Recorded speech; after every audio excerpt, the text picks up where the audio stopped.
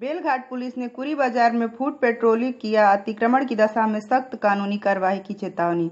वरिष्ठ पुलिस अधीक्षक विपिन टांडा के आदेशानुसार गोरखपुर जिले के बेलघाट थाने के कुरी बाजार में फूड पेट्रोलिंग किया।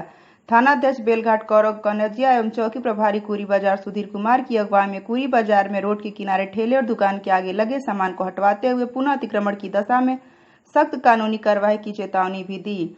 अजंता चौराहे से कुरी बाजार के शिव मंदिर तक चले फूड पेट्रोलिंग स्थानीय पुलिस ने लोगों को सुरक्षा को भरोसा दिलाया। इस अवसर पर पुलिस चौकी कुरी बाजार से beat constable Rajesh Arya, constable Vikas Babu, constable Mohammad Shoaib, constable Rajan Verma, constable Ashwani Patel भी मौजूद थे।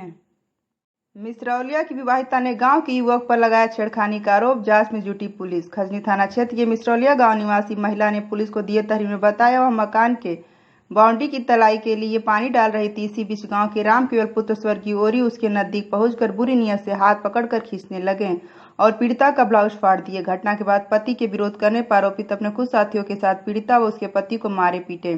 पीड़िता खजनी थाने में पहुंचकर दोषियों के खिलाफ मुकदमा दर्ज करने की मांग की है।